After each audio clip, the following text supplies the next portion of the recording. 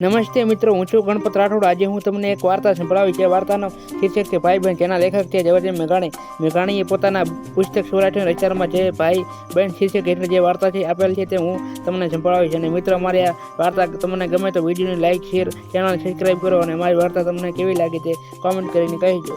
ચોટીલાથી 3 ગાઉ 5 જણમાં રેશમિયું ગામ છે।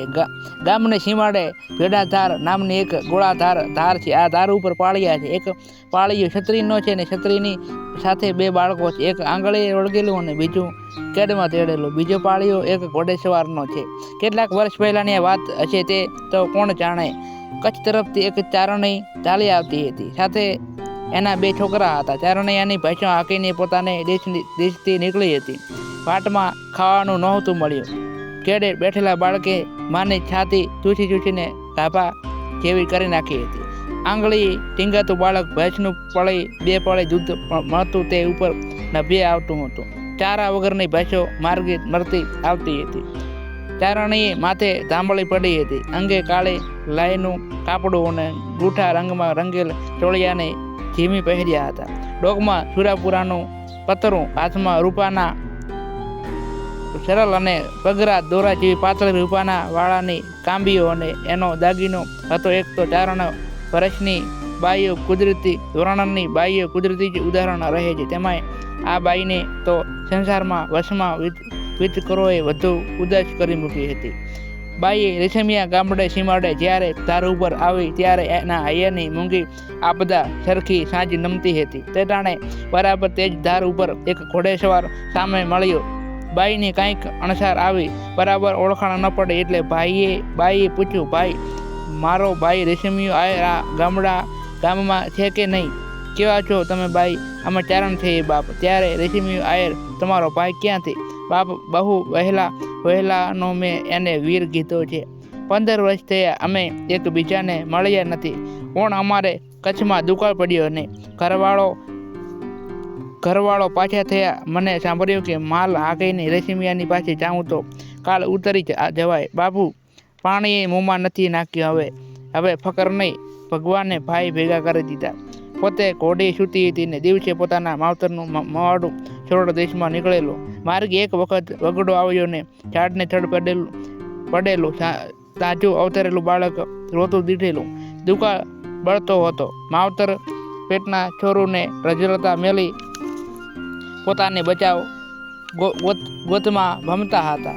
માયા મમતાની અણછૂટ ગાંઠો પણ છૂટી પડતી એવા કાળા દુકાળને ટાણે ચારણીના મા બાપે આ છોકરાને તેડી લીધું હતું અને મા એક થાનેલેથી પેટની દીકરીએ વછોડી નાખી આ પારકા દીકરાને ધવરાવી ઉછેર્યો, મોટો કર્યો, કમાતા કર્યો, વરાવ્યો, પરણાવ્યો હતો અને પોતે જ ધર્મનો ભાઈ રેશમિયો નોખા પડ્યા તે દિવસ કહીને ગયેલા કે બોન વખત પડે તે દિવસ હાલી આવજે।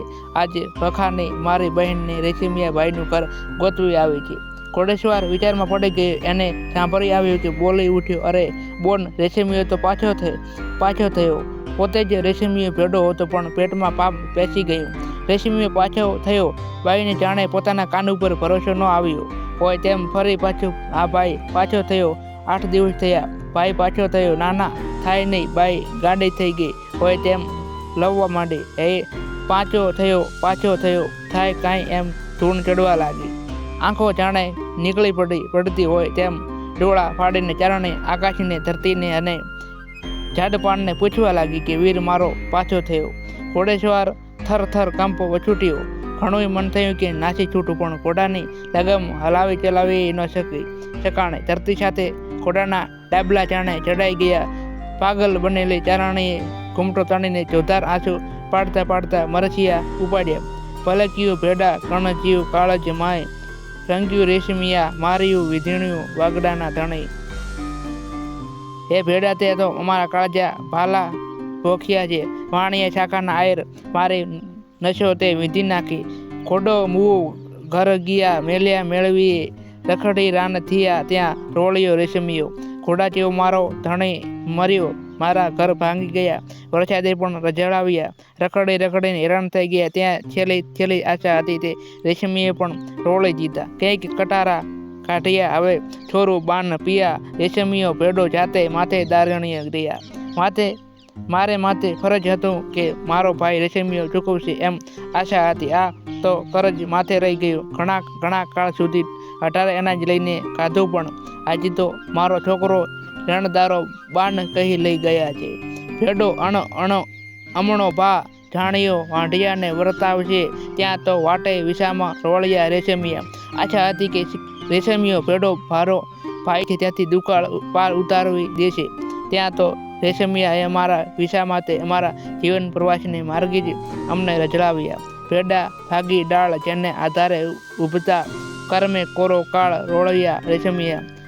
જે ભેડા જેને આધારે અમે ઊભા હતા તે ડાળ જ ભાગી પડે. હવે કર્મમાં કાળો દુકાળ જ રહ્યો. આ ટોળા ટળિયા જાય નવરંગી નીરડિયું તેના એનો ગુંદરે ને ગોવાળ ઢેઢા ટોળિયા રેશમિયા. આ જાતની રૂપાળી ગાયોના ધણ ઢેઢા ચાલ્યા જાય છે, કારણ કે આજ એના હાંકનાર ગોવાળ નથી. ગોવાળ વિનાની ગાયો ભાંભરતી જાય છે. જેમ મરસિયા ગવાતા ગયા તેમ રેશમિયો ઘોડેસવાર થર બનવા લાગ્યો. ઘોડાના ડાબલા થીજી ગયા. ઘોડાની આંખી કાયા કઠણ કાળ ભીડ જેવી બની ગઈ. ઉપર બેઠેલ અસવારનું લોહી થંભી ગયું. છાતી સુધી જ્યારે પથ્થર બની ગયો ત્યારે રેશમિયો કારમી ચીસ પાડી ઉઠ્યો. એ બહેન ખમૈયા કરી જા, હું જ તારો ભાઈ છું. જો રેશમિયો ને કોર પાપ કરી હવે દયા કરી જા. ચારણને હાથમાં વાત નહોતી રહી. એના રોમમાં જાગી ઉઠ્યું, છતાં હવે સમય નહીં. એના હાથમાંથી તીર છૂટી ગયું હતું કે બોલી ભેડા ભેળાથી વીણેલ વણુને વાળીએ પણ છાંઠે સુકાતે રસનો રહ્યો રેશમિયા. એ ભાઈ ભેડા કપાસના છોડમાંથી કપાસ વીણાઈ ગયો હોય, ખેતર કોઈ ભેળવી દીધું હોય તો ફરી પાણી પાઈને આપણે એને કોળવી શકીએ. ફરી વાર એને કપાસનું ફાલ આવે, પણ કપાસના છોડને છાંઠે સુકાઈ ગયા પછી એમાંથી રસ જ નીકળી જાય ત્યારે એને પાણી પાવું નકામું. એ રીતે હે વીર, તારા જીવનની છાંઠે જ સુકાઈ ગઈ, એટલે બધું તું કુડ તારામાં વ્યાપી ગયું છે. હવે ફરીવાર એમાં પ્રાણ મૂકી ન શકાય. ભેડાને ભોય લેતે દસી ચારે ડોલિયું, સો ગાવે સગા પંથ વધ્યો માથે પડ્યો.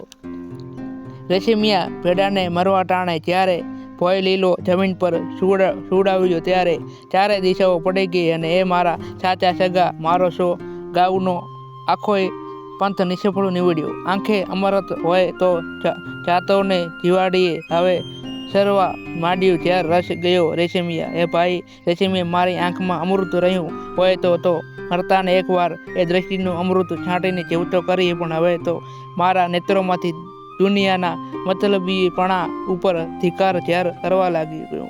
હવે મારી આંખમાંથી જીવન ગનીનો રસ છૂટી ગયો. મારો ઈલાજ નથી રહ્યો. ભંદરીએ કોઈ વાણ ભેડાનું ભાગી ગયું, પંથ થાવે પાખાણ રસ ગયો રેશમિયા. એ રેશમિયા ભાઈ, તું જ સમૂહ વહાણ મારે જાણે કે જીવતરને મદદરીએ ભાંગી પડ્યું. મારું પીડ પણ હવે પાષાણ બની ગયું. હવે મારા અંતરમાં રસ ન રહ્યો. ટોળામાંથી તારવ્યો જેમ ટાઢોદીએ ઢોર, તેમ કાપી કાળજી કોર ભેડા ભાંભરતા રહ્યા. એ ભાઈ ભેડા જેમ કોઈ પશુને એના ટોળામાંથી વિકુટ પાડતા એ વેદનાની ચીસો પાડે, તેમ આજે હું તું વિહોણી થતાં પોકારું છું કે મેં મારા કાળજાની કોર કાપી નાખી. હું એકલા પશુ જેવી ભાંભરતી જ રહી. આખો અસવાર નિર્જવ પથ્થર બની ગયો. ચારણી પણ છોકરા સાથે પથ્થરની પૂતળી બની ગઈ. ભાષોએ સાંજને ટાણે ધાર ઉપર એકલી ભાંભરતી રહી. આવી લોક સાહિત્યની વાત જો તમને સાંભળવી ગમતી હોય તો અત્યારે જ અમારી ચેનલ ગણપત રાઠોડ લોક સાહિત્યને સબસ્ક્રાઈબ કરો, લાઈક કરતા જાજો, અને હવે પછી કઈ વાત સાંભળવા માંગો છો તે અમને કોમેન્ટ કરીને કહેજો.